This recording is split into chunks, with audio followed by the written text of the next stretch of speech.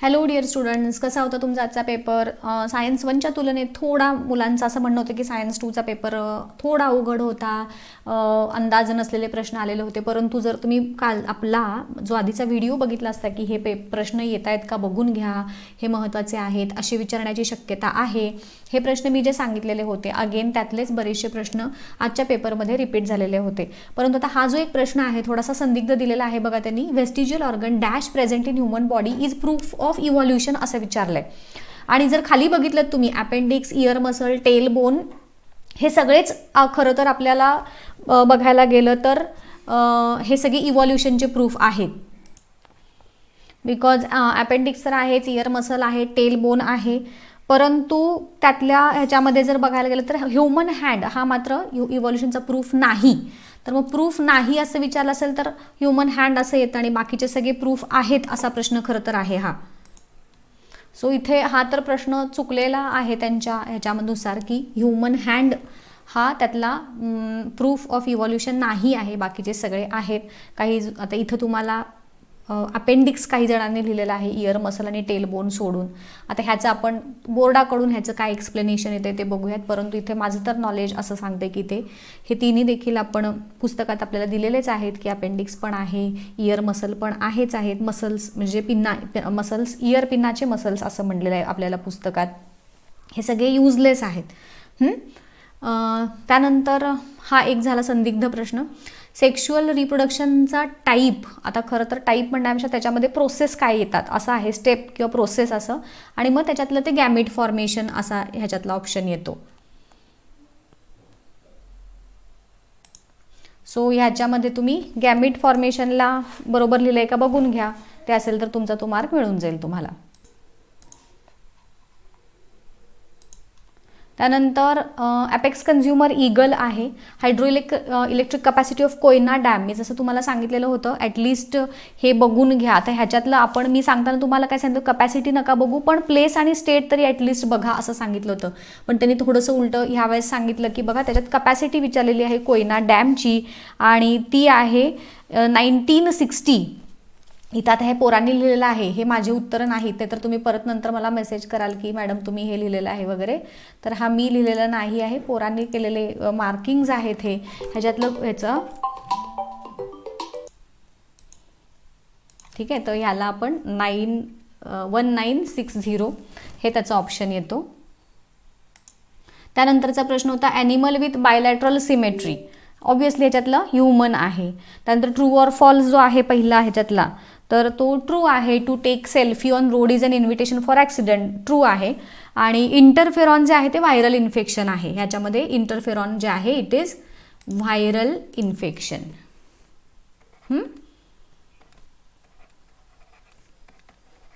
लिहिलंय का बघा, तुम्हाला मी तो चार्ट बघून जावा म्हणून सांगितलेलं होतं, right. To which class does the bat belong, कुठला क्लास आहे तर मॅमालिया क्लास, ह्याचा मॅमालिया येतो. मॅमल किंवा मॅमालिया दोन्ही लिहिलं तरी चालेल. फॉरेस्ट कॉन्झर्वेशन ॲक्ट, त्याची इयर बघा म्हणून मी सांगितलेलंच होतं. फॉरेस्ट कॉन्झर्वेशन ॲक्टचं इयर आहे 1980 हे त्याचं इयर आहे. त्यानंतर आयडेंटिफाय द म्हणजे इंडिकेटेड पार्ट. आता हे तुमचं विजडम टीथ म्हणून सांगाल तुम्ही, तर ह्युमन जॉ म्हणून दिलेलं असलं तरी हे विजडम टीथ असं त्याचं नाव आहे. त्यानंतर गिव्ह सायंटिफिक रिझन, मी तुम्हाला म्हटलं होतं बघा एक्सरसाइजमधले प्रश्न करून जावा. हा त्या चॅप्टरच्या एक्सरसाइजमधला प्रश्न आहे की sometimes higher plant and animals to perform anaerobic respiration. त्याचं रिझन बघा कसं लिहाल. हे त्याचं उत्तर आहे की सगळ्यात आधी पहिला पॉईंट तुमचा काय येईल, in oxygen deficit conditions like त्याच्यामध्ये अनएरोबिक कंडिशन करतात living organism, there aerobic respiration is not possible. तर हा तुमचा पहिला पॉईंट असेल. मग glucose is incompletely oxidized and comparatively less amount of energy is obtain through anaerobic respiration, हे तुम्ही सांगाल त्याच्यामध्ये. आणि मग जेव्हा whenever the plants and animals are not having sufficient amount of energy to perform aerobic respiration, then they just like whenever there is a scarcity of oxygen or whenever they are present in a dampy or moist condition, जे swamp areas आहेत तशा त्या एरियाजमध्ये असताना, रिजन्समध्ये असताना तुम्हाला ते plants आणि animals anaerobic respiration perform करतात. एवढे पॉईंट तुम्ही त्याच्यात लिहायचे. त्यानंतर it is absolutely necessary to control the fission reaction in nuclear power plant. I think हा पण एक्सरसाइजमधला प्रश्न आहे. त्याची उत्तर तुम्ही बघा हे 4 पॉईंटमध्ये लिहायचं. Large amount of energy is generated in a fission reaction. If it is not controlled it can be harmful. हा दुसरा पॉईंट असेल. Uncontrolled fission reaction lead to emission of harmful radiations. It can also be lead to melt down of the nuclear power plant. असे 4 point तुम्ही लिहायचे आणि म्हणून it is necessary असं लिहायचं. त्यानंतर नेक्स्ट आहे flower is a structural unit of sexual reproduction in plant. ह्याचं उत्तर बघा. फ्लावर जे आहे it produces male and female gametes. For this purpose there are essential whorls like androecium and gynoecium which are present in the flower. त्यानंतर double fertilization होतं फ्लावरमध्ये. So it is called as a structural and functional unit of sexual reproduction. म्हणजेच ह्याच्यामध्ये the structure of plant is decided by the flower असं तुम्ही त्याच्यामध्ये mention करू शकता. Then the next question is write a short note on environmental conservation. हे तुम्हाला मी दिलेला एक्सरसाइजमधला प्रश्न आहे. Environmental conservation is the protection, preservation, management or restoration of the natural environment. It is necessary to conserve environment because any imbalance affects the existence of living organism. हे जे point बघा इथं दिलेले आहेत या पद्धतीनं तुम्ही लिहिलेत का एकदा चेक करून घ्या. कमीत कमी 4 मुद्दे इथं तुम्ही लिहिणं एक्सपेक्टेड आहे. त्यानंतर it constitute our food chain which is necessary for sustenance of life. Population explosion has lead to over consumption of natural resources. आणि मग हे सगळं आपल्याला कॉन्झर्वेशनमुळं काय होणार. In order to avoid excessive degradation of environment it is necessary to conserve environment असं तुम्हाला सांगायचं आहे. त्यानंतर नेक्स्ट क्वेश्चन आहे distinguish between chordates and non chordates. याच्यामध्ये जस्ट बघा इथे मी तुम्हाला ज्या नोट्स दिलेल्या होत्या त्याच्यामध्ये हा कॉर्डेट्स नॉन कॉर्डेट्समधला डिफरन्स की नॉन कॉर्डेट्समध्ये नोटोकॉर्ड ॲबसेंट, कॉर्डेट्समध्ये present. Pharyngeal gill slit non कॉर्डेट्समध्ये ॲबसेंट, कॉर्डेट्समध्ये प्रेझेंट. त्यानंतर नॉन कॉर्डेट्समध्ये नर्व कॉर्ड व्हेंट्रल साईडला सॉलिड आणि पेअर्ड असते आणि कॉर्डेट्समध्ये डॉर्सल साईडला हॉलो असते. हार्ट जे आहे नॉन कॉर्डेटमध्ये डॉर्सल साईडला आणि कॉर्डेट्समध्ये व्हेंट्रल साईडला. असे 4 मुद्दे तुम्हाला 2 मार्कांसाठी लिहायचे आहेत. Then the next question write the correct answer in the blank circle. I think हा पण तुमच्या एक्सरसाइजमधला आहे. Uses of stem cells. तर ह्या पद्धतीनं regenerative therapy, organ transplantation, disease treatment वगैरे असे बरेचसे स्टेम सेलचे युजेस आहेत. त्यापैकी कुठलेही 3 युजेस तुम्ही इथं लिहू शकता. हे बघा इथं जे दिलेत रिजनरेटिव्ह थेरपी, ऑर्गन ट्रान्सप्लांटेशन, त्याच्यानंतर हे जे इथं तुम्हाला रिजनरेटिव्ह थेरपी बॉडी ऑर्गन ट्रान्सप्लांटेशनमध्येच हे बॉडी डोनेशन येतं. त्याच्यानंतर डिसीज कंट्रोल हे असे युजेस तुम्हाला तिथं लिहायचे आहे. तिथं जसं दिलेलं आहे बघा प्रोड्यूस ब्लड सेल्स वगैरे. हा झाला पार्ट. नेक्स्ट प्रश्न येतो any 2 objectives of disaster management. तुम्हाला इथं दिलेले आहेत बघा नोट्समध्ये. कुठल्याही 2 आता एकूण 1 2 3 4 5 आहेत. कुठलेही 2 लिहू शकता तुम्ही याच्यामध्ये. To reduce the loss of human life caused during disaster and to rescue people. To reduce the effect of disaster by supplying essential commodities. Restore human life. To rehabilitate the people and to take precautionary steps to reduce the effect of disaster. ह्यापैकी कुठलेही 2 लिहायचे आहेत. Next आहे benefits of mixing ethanol with petrol और diesel.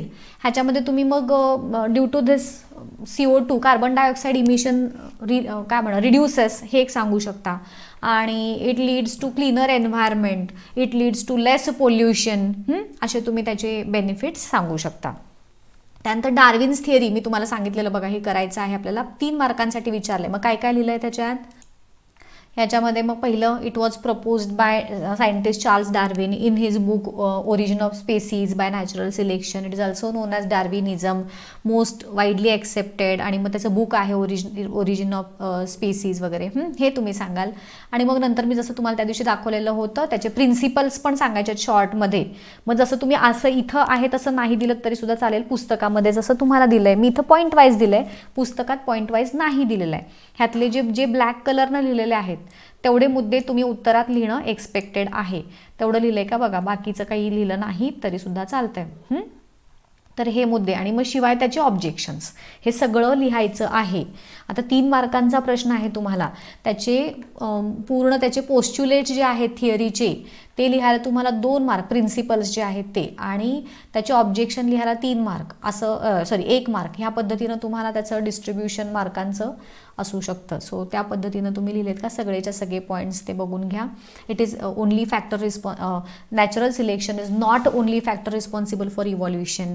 He did not mention any explanation about inheritance of useful and useless modifications. No explanation about slow and abrupt changes. हे त्याचे objections, आणि हे जसं तुम्हाला मी सांगितलं तसे हे युजफुल व्हेरिएशन्स नेक्स्ट जनरेशनकडे पास होतात, survival of the fittest, origin of new species, हे सगळे पॉईंट एवढं तुम्हाला त्याच्यात लिहायचं आहे.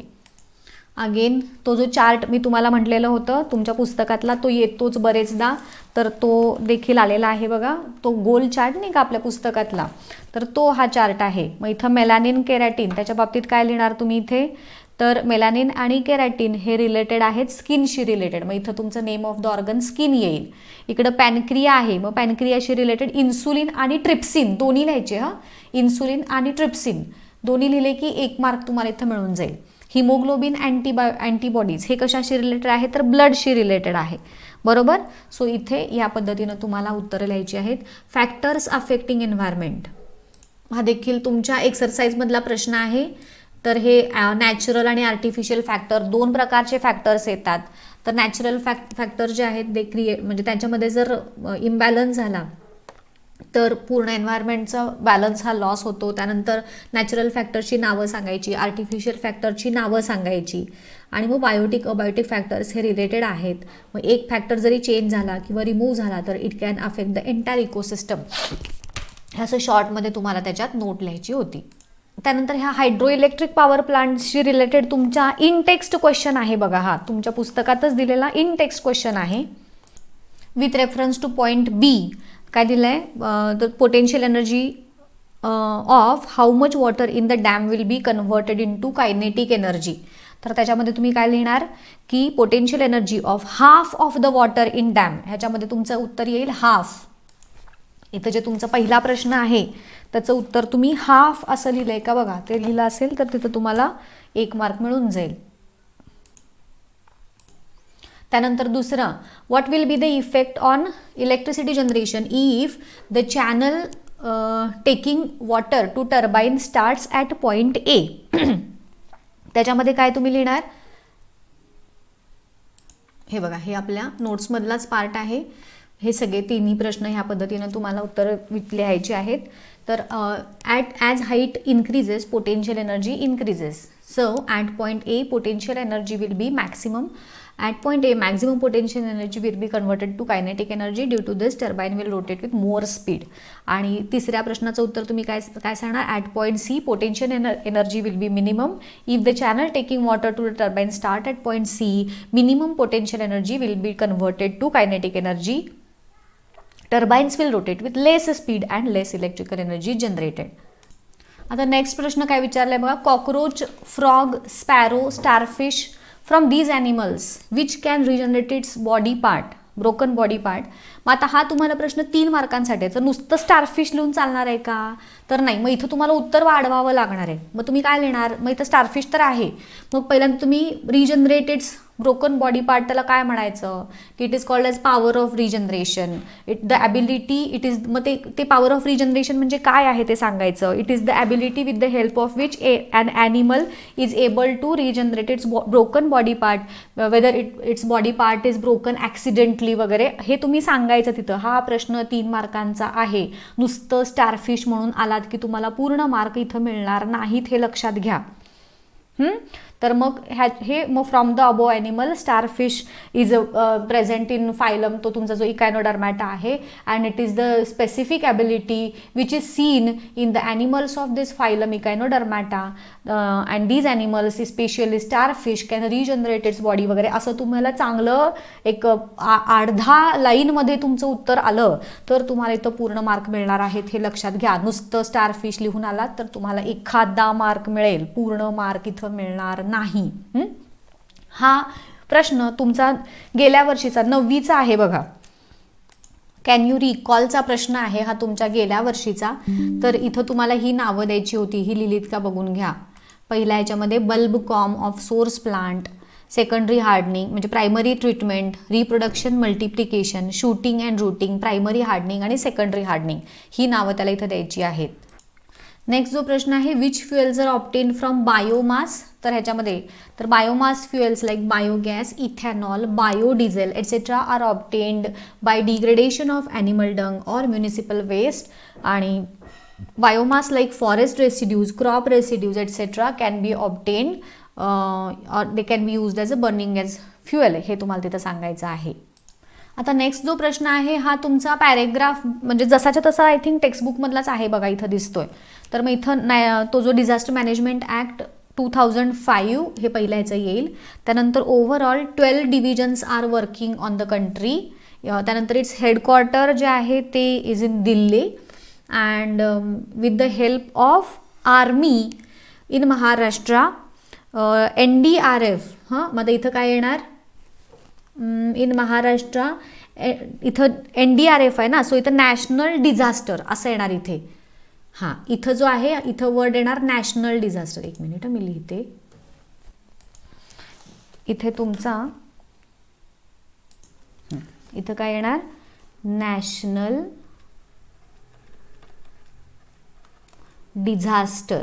हां, force is an action through state reserve. त्यानंतर have substantial contribution in rescue work. इथं रेस्क्यू वर्क हे येईल. तर या पद्धतीनं झालं याचं उत्तर. अगेन नेक्स्ट मी तुम्हाला मेन्स्ट्रुअल सायकल लक्षात ठेवायची टेक्निक सांगितलेली होती, मी नोट्समध्ये दाखवलेलं होतं. तर what is the period of menstruation. अवघड काही नाही आहे, तुम्हाला पाठ जरी नसेल तर इथं तुम्हाला दिलेलं आहे बघा. हे पहिल्या 4 दिवसामध्ये पिरियड ऑफ मेन्स्ट्रुएशन ज्याला म्हणतात, फर्स्ट 4 to 5 days असं इथं तुम्हाला लिहायचं आहे. डे 4 to 5 days एवढं तुम्हाला तिथं लिहायचं आहे. On which day does ovulation occur. तर 14th डे येणार तिथे. ह्याच्यामध्ये 4 to इथं ह्याचं उत्तर येईल तुमचं 4 to 5 days. ह्याचं 14th डे येईल. In menstrual cycle which reproductive organs undergo changes. आता ह्याच्यामध्ये तुम्ही काय सांगणार, तर तुमचं काय म्हणतात ते ओव्हरी आणि युटेरस ह्या दोघांच्यामध्ये चेंजेस, कारण तुम्हाला इथं डायग्राममध्येच दाखवलं आहे बघा, बरोबर की नाही. ह्या डायग्राममध्येच तुम्हाला इथं चेंजेस इन ओव्हरी आणि चेंजेस इन युटेरस असं दिलं आहे. सो ते तुम्ही इथं लिहा. Which period is said to be the period of regeneration of endometrium. मग आता हा जो आहे तो ज्याला आपण प्री ओव्ह्युलेटरी फेज म्हणतो, 6 ते 12 डेज जो आहेत, हा जो मधला from day number 6 to 13th हा जो पिरियड आहे त्याला म्हणतात period of regeneration of endometrium. तुमच्या पुस्तकात आहेच बघा. मग याचं काय म्हणणार, day 6 to 13. Which period is said to be period of secretion of gland. तर तो काय आहे 18 to पुढचा म्हणजे 18 to डे 15th to 27 साधारण हा जो आहे regeneration off period of secretion of glands. अरे वा, तुम्हाला ह्या वर्षी हे कोडं पण विचारलेलं होतं, कधी आत्तापर्यंत विचारलेला नाही असा प्रश्न. चला गुड गुड. आता तुम्हाला हे पण सोपा प्रश्न होता एकदम. हे त्या तुमचं जो क्रॉस पझल आहे त्याचं उत्तर तुम्हाला इथं सांगायचं आहे. कंटिन्युअस कन्झम्पशन, ॲडिक्शन, त्यानंतर this app may cause cyber crime Facebook, त्यानंतर ड्रॉइंग्स, बॉन्डिंग्स, त्यानंतर various factors affect social health आणि कुकिंग. सो ओव्हरऑल तुमचा पेपर खूप सोपा होता. तुमचा जो फर्स्ट क्वेश्चन आहे तो थोडासा हे आहे संदिग्ध, त्याचे मार्क तुम्हाला मिळून जातील, काळजी करू नका. आता पुढच्या पेपरच्या तयारीला लागा. All the best. थँक्यू.